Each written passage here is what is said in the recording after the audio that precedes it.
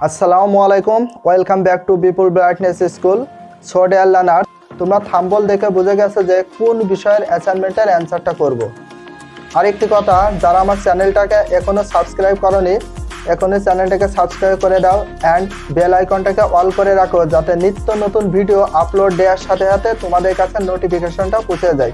So dear learners, let's go to watch the computer screen for assignment answer.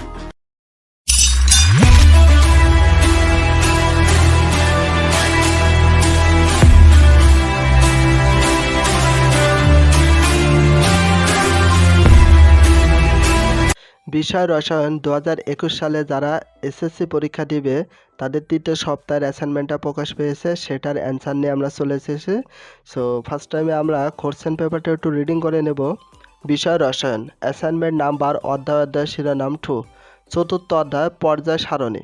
Assignment LIBNAMG, মৌল 4টি electron বিন্যাসের আলোকে পর্যায় সারণীতে অবস্থান, তুলনামূলক আয়নীকরণ শক্তি, মৌল সংশ্লিষ্ট গ্রুপ বা শ্রেণীর বৈশিষ্ট্য সম্পর্কিত একটি প্রতিবেদন প্রণয়ন। একটা প্রতিবেদন তোমাদের প্রণয়ন করতে হবে। শিক্ষণফল বা বিষয়বস্তু, মৌলের সর্ববহিঃস্তর শক্তি স্তরে ইলেকট্রন বিন্যাসের সাথে পর্যায় সারণীর প্রধান গ্রুপগুলোর সম্পর্ক নির্ণয় করতে পারব। প্রথম 30টি মৌল, একটি মৌলের পর্যায় শনাক্ত করতে পারব। পর্যায় সারণীতে কোনো মৌলের অবস্থান জেনেও এর ভৌত রাসায়নিক ধর্ম সম্পর্কে ধারণা করতে পারব। মৌল সময়ের বিশেষ নামকরণের কারণ বলতে পারব। পর্যায় সারণী অনুসরণ করে মৌল সময়ের ধর্ম অনুমানে আগ্রহ প্রদর্শন করতে পারব। সো নির্দেশনা সংকেত ধাপ পরিধি দিয়েছে দেখি। ইলেকট্রন বিন্যাস করে মৌলের 4টি পর্যায় সারণী পর্যায় নির্ণয় করতে হবে।